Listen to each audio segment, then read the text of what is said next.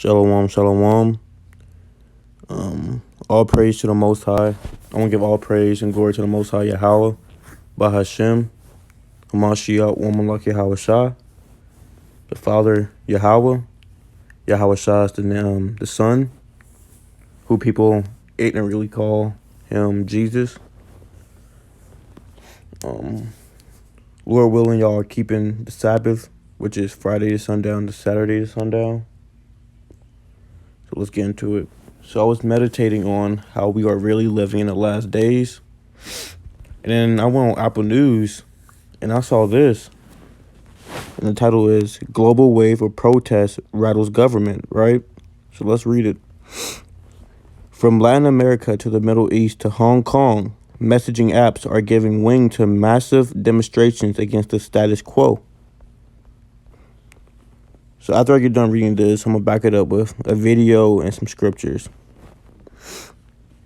In June, hundreds of thousands of young protesters connected by messaging apps took to the streets of Hong Kong to protest the encroachment of China's central authorities on life in their city. 4 months on, anti-government demonstrations have swept more than a dozen countries, from Chile and Bolivia to Lebanon and Spain. Millions have taken to the streets, sometimes peacefully, often not.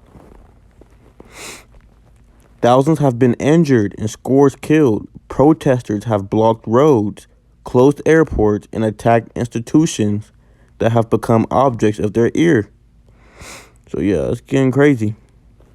Iran shut down the internet Saturday and resorted to lethal force to crush anti-government protests across the authoritarian state. Recently, Colombia became the fifth country facing mass demonstrations that have spread through South America.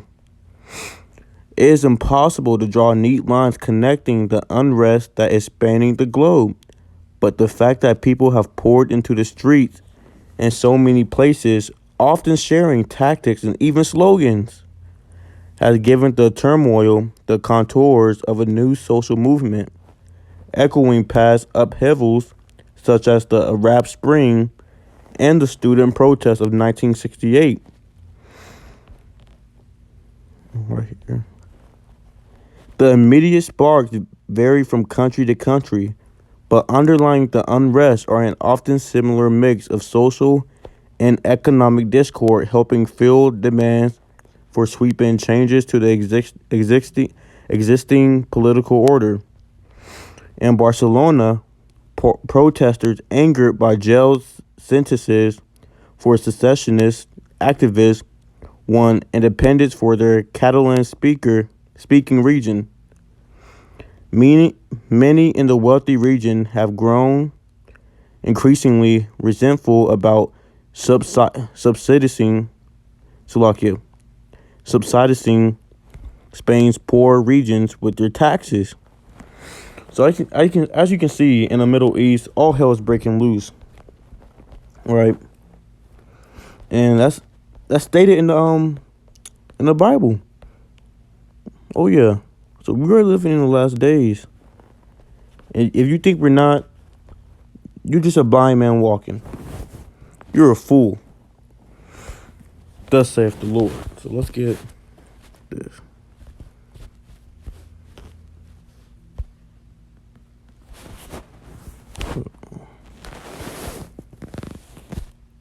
There are still protests going on in Iran over fuel price hikes and rationing.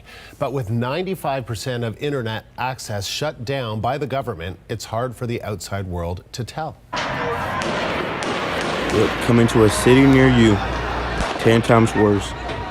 These are scarce pictures from protests late yesterday, with security forces apparently firing on protesters from a rooftop.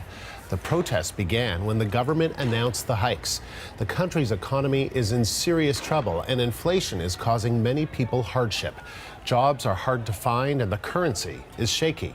One of the problems is the sanctions imposed by U.S. President Donald Trump after he pulled out of the Iran nuclear deal. So Trump got something up his sleeve, of course. You know how he don't play by the rules. He pulling out the Iranian nuclear deal. So you already know something about to go down. And what happens when you put a sanction on the country? It's gonna be a lot of turmoil, bro. Like a lot of conflict. It's already happening. It's about to get worse and worse.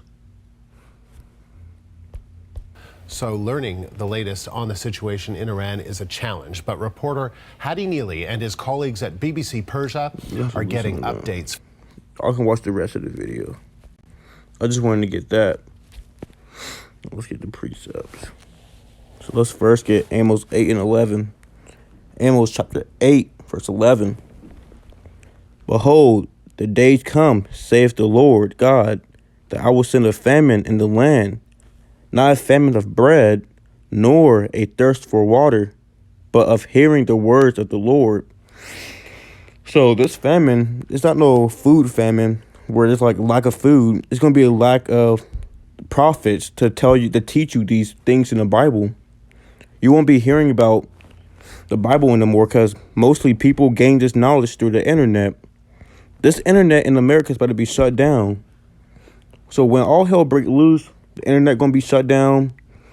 It's going to be chaos. So you got to get it while you can. You got to do your studies and everything while you can, because you're going to wish you did when the internet shut down. You can't access these things that you have now. All right? So now let's get Ezekiel. Shelokia, bury me. Let's get Matthew 30, chapter 10, verse 34. Think not that I am come to send peace on earth. I came not to send peace, but a sword. So all hell about to break loose. Ain't no such thing as peace when everything takes place. You got Jacob's trouble about to happen. The internet shutting down in Iran. You got wildfires in California. If you can't see these things, like I said, you're just a blind man walking. You got a famine in Venezuela and South America. Look, all these things are coming to Babylon, which is America. They're going to be 10 times worse. Like I said, you're going to wish you did these works. So let's get Ezekiel. Ezekiel chapter 7, verse 25.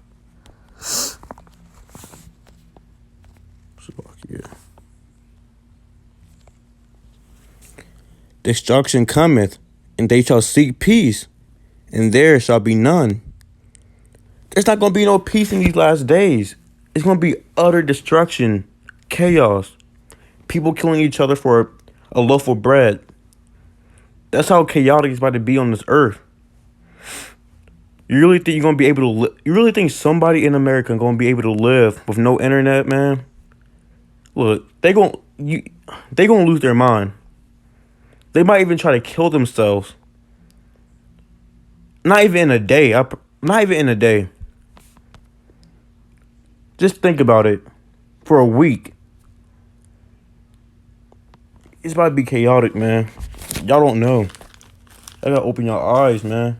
Y'all gotta put this armor on, this spiritual armor on, so y'all can be girded up in these last days and have the protection of the Most High. Because He gonna be with those that keep His commandments and everything. You're gonna be safe. You won't see death.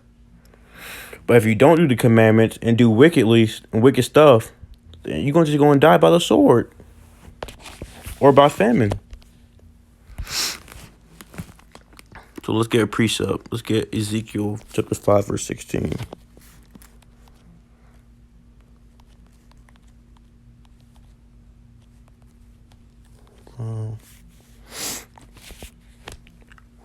When I shall send upon them the evil arrows of famine, which shall be for their destruction, and which I will send to destroy you, and I will increase the famine upon you, and will break your staff of bread.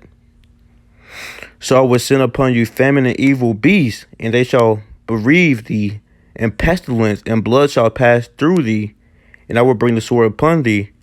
I, the Lord, have spoken it. So look, if the Lord speaking it, then look, it's gonna happen. Famine's about to come to pass. There's gonna be no food or water, twofold. There's not gonna be no prophet helping you with the Bible verses, and no food. Then you're gonna have these wild beasts coming from the Jews and everything, roaming, killing everything they see. And the Lord spoken it. So you think it's not gonna happen? You're just a damn fool. So let's get Hosea chapter 7.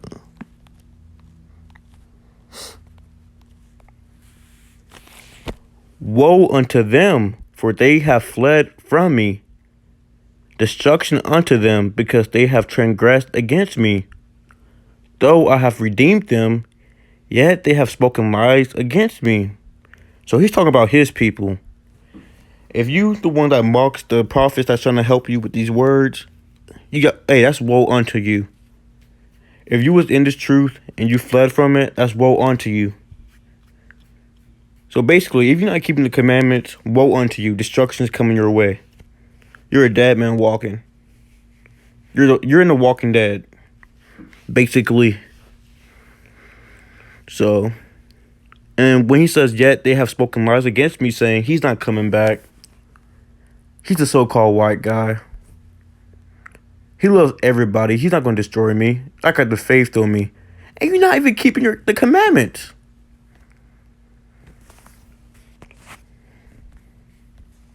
It's a damn shame, man. Let's get Proverbs chapter 1, verse 26. I also will laugh at your calamity. I will mock when your fear comes. Salakia. I also will laugh at your calamity. I will mock when your fear cometh. So look, you haven't been doing the works of the Most High, right? Then destruction come to pass, and you start getting scared and try calling on the Lord. He's not going to be hearing your prayers. He's going to be laughing at you. You had your grace period. Now, then it's going to be too late. He's going to be mocking and laughing at you like you did to him and his prophets. Wherever you reap, you sow. And then you won't have to deal with it. All right, now let's get Mark chapter 13 and 8. Verse 8. Mark chapter 13, verse 8. For nation shall rise against nation, which is happening now. You know, America versus Russia. You got America versus everybody, man. All these countries about to rise against America and destroy them with ICBM missiles. Because of the wickedness they put out there. They deceived the other nations, man. And kingdom against kingdom. And there shall be earthquakes in diverse places. And there shall be famines and troubles. These are the beginnings of sorrows. So right now, this is just the beginning of sorrows. This ain't nothing yet. You think this is something? You haven't seen anything yet. So, if this doesn't convince you to do the work yet, then that's on you, man. That's on you. Now let's get one more. Isaiah chapter 29, verse 6. Thou shalt be visited of the Lord of hosts with thunder and with earthquake and great noise, with storm and tempest, and the flame of devouring fire. So I know y'all see what's going on in California. That fire kicking off. And in the Amazon. Y'all think that's just happening for no reason? That's the Lord doing that. He's giving you warnings that he's about to return. They can't even put it out. So this whole place about to be destroyed, especially Babylon, which is America, for all the wickedness they put out, the darkness, the gay pride. it's just off, man. So, Shalom, all praise to the Most High Yahweh for letting me do this. And Lord willing, you change your ways. And just thank you for everything, Lord. Shalom.